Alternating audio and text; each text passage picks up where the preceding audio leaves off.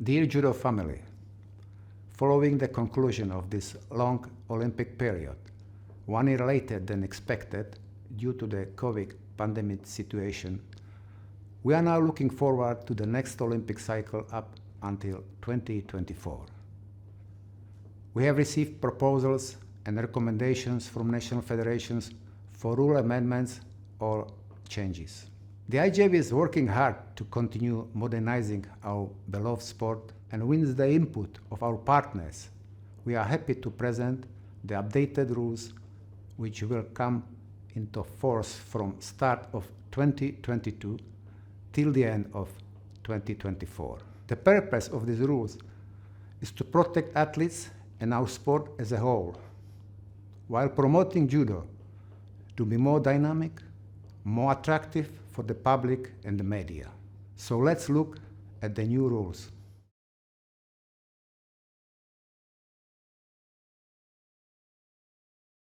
Let's have a look at the changes in the IJF qualification system. For the Olympic Games 2024, the IJF will apply the same qualification system as the Tokyo cycle to allocate 372 places. Now, 17 athletes per category will qualify via direct quota. Across 14 categories, that equals 238. 100 athletes qualify via continental quota. 20 athletes qualify via universality places, formerly known as invitation places and wild cards. 14 athletes qualify via organizer or host nation quota, totaling 372. The Olympic qualification will begin on the 24th of June 2022 and it will finish on the 23rd of June 2024. For the World Championships for seniors, only athletes ranked from 1 to 100 on the Senior World Ranking List and athletes ranked from 1 to 16 on the Junior World Ranking List can take part. Equally ranked athletes can all participate. The IJF Head Sports Director will select and communicate a date when the Senior World Ranking List will be used for qualification and seeding for the World Championships for seniors. The new weigh-in times will be 1800 hours, 6 p.m. on the day before the competition.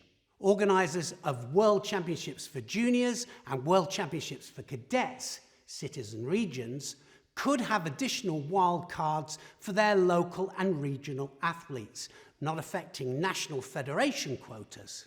Now, the number of athletes proposed by the local organising committee must be agreed by the IJF Head Sport Director and be aligned appropriately with the World Ranking List points.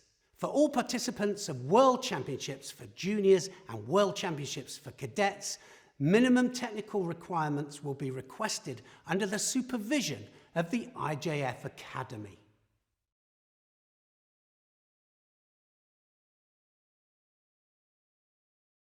Let's talk about the new judogi control regulations for 2022.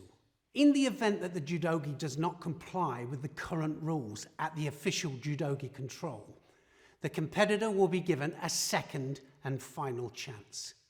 Now, if the judogi does not comply, the competitor will be disqualified from their contest. A preliminary judogi control will operate from 2 days before the competition, and this measure aims to help the competitors get another judogi and have their back number sewn in the event that they fail the judogi control. This service will be operational throughout at dedicated communicated times. 2 days before the start of the competition, the host country will try, within the context of the sanitary conditions in force, to provide judogi for sale in partnership with a local provider. The distance of the crossing points of the jacket at the belt level is increased up to 25 centimetres instead of 20 centimetres previously.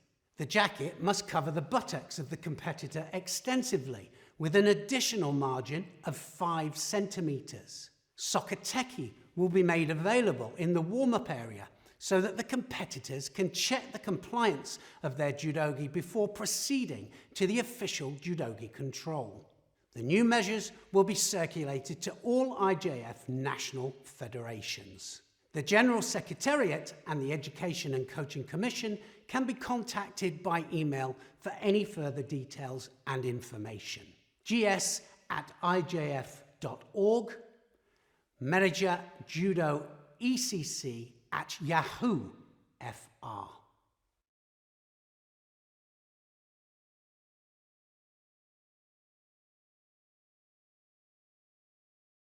Decision 1. Scoring for actions that without stopping are a continuation of techniques.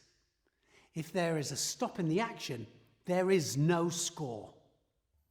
In this example, it's a continuation of the same movement that gets the score. From a different angle, the Seoinage drives and continues driving all the way through. Score. Once again, a continuous movement driving all the time off the back legs. Score. And again, driving off the back leg, no break in the movement, a good score with no break in the action. Here we see a clear stop in the action and then a second drive. No score. From a different angle, notice the stop, then the second action. No score. Clear stop in the action there with the Seoinage and a second action, so no score given. There's the stop in the action, and there is the second drive. No score. Once again, two different actions and no score given. Notice how the first one stops and then starts again. No score. Once again, a good example of stopping the action and then driving off the ground. There's the first action, and then the second action to take her opponent over, so no score. Decision 2. Wazzari criteria comprises landing on the whole side of the body at 90 degrees or more to the rear, or on one shoulder and upper back. A score will be given for a whole side of the body landing even when the elbow is out. Hip and shoulder position must be considered. Notice the 90-degree angle of the landing to score a Wazzari. He lands on his side at 90 degrees. This is a great example of Tori driving, and at this stage here, 90 degrees is reached and Wazzari scored. Different angle, there's the drive, and there is the score. This Sumigaeshi, as you can see, at this point here, perfect 90 degrees landing and gets the score. Here it is from another angle, and again, 90 degrees, landing and score. This time Koichigari, and just lands at the 90-degree angle to gain the score.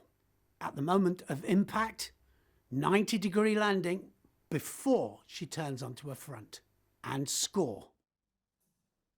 This landing beyond the 90 degrees, landing on the front, so no score. Whether the arm is out or in doesn't make any difference because it's more towards the front, which means no score.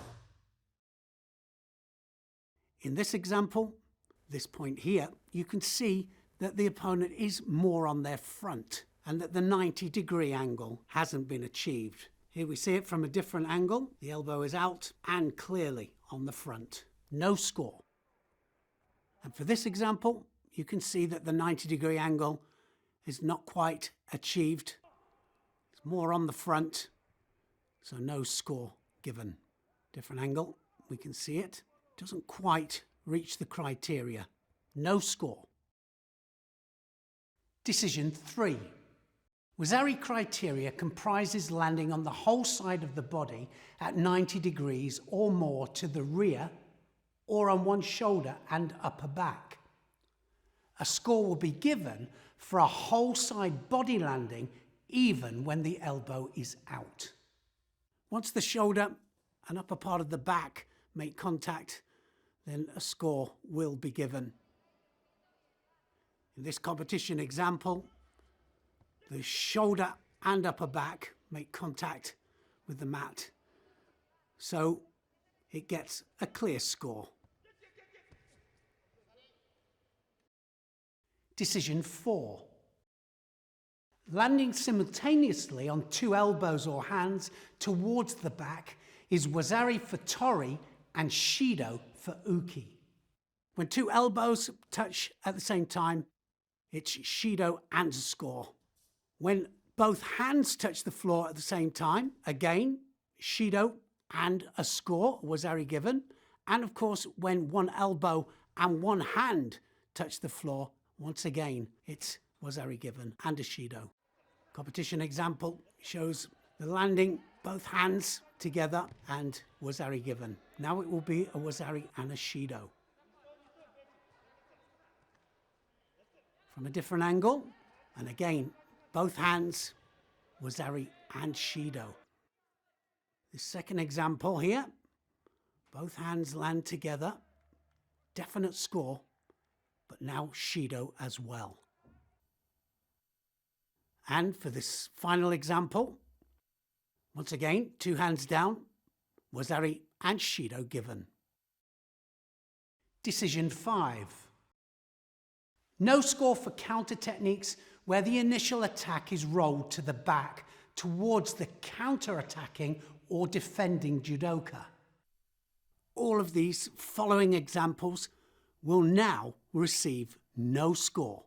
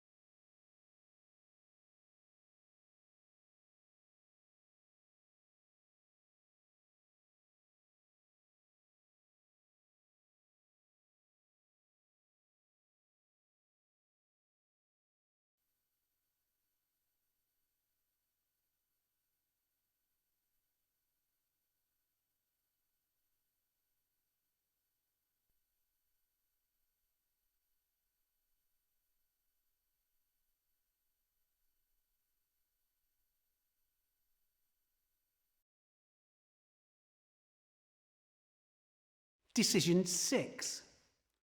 No score and shido for reverse seoinage. All of these following examples will now receive no score and a shido.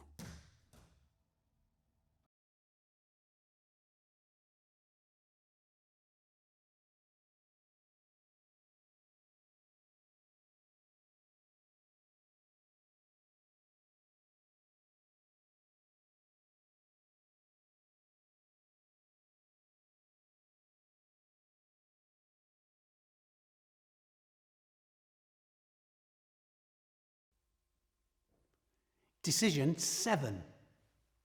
Gripping under the belt in the end phase of a throwing technique is allowed if the opponent is already in newaza. If the throwing technique is interrupted, gripping under the belt is a newaza action.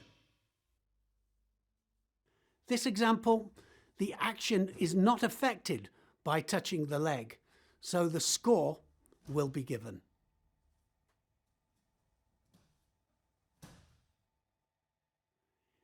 In this competition example, we can see that the action is continuous and that the hand only touches the leg in the end phase of the technique. So score will be given.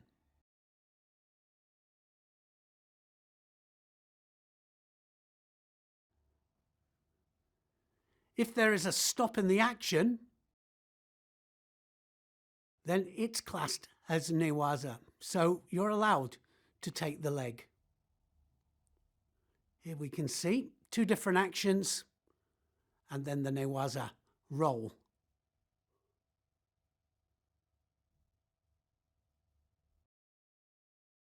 So in this competition example, we can see that there is a break in the action and so classed as newaza.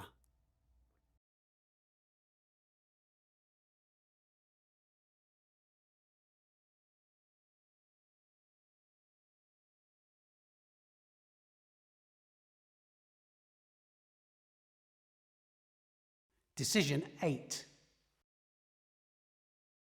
Collar and lapel grips are allowed if not negative. As long as Tori is not deemed as being negative, but trying to throw their opponent, then they won't be penalised for this lapel and collar grip.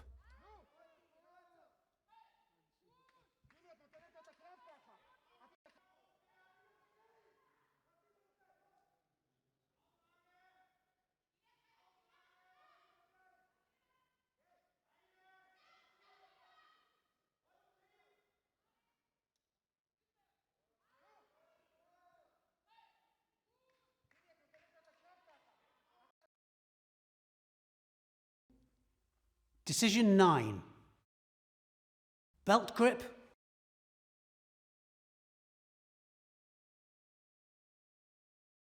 one side grip, cross grip,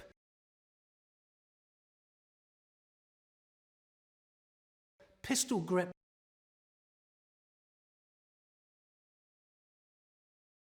and pocket grip are not traditional grips. If taken, time will be allowed for the preparation of an attack. Decision 10. Breaking the grips and immediately taking grips is allowed. Breaking grips and not taking a grip immediately is shido. In this example, Tori immediately breaks the grip, but then tries to take the grip, and that is allowed.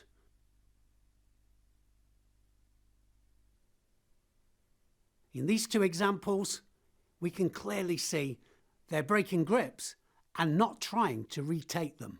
Therefore, shido will be given. Decision 11. Retying and arranging judogi and hair is allowed once per judoka per contest. Further occasions are penalised with shido.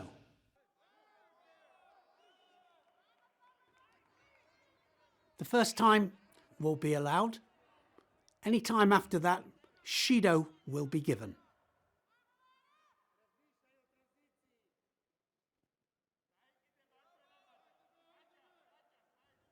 The first time will be allowed. Any time after that, shido will be given.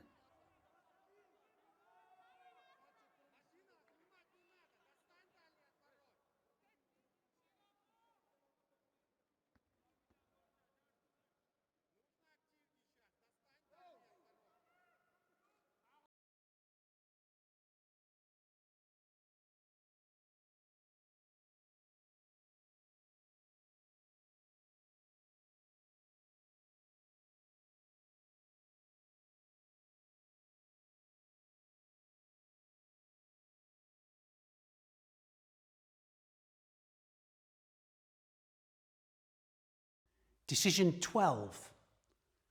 Techniques using head diving are dangerous and will be penalised with honsokumaki. This is a serious head dive deemed as very dangerous, and therefore Hansokamaki.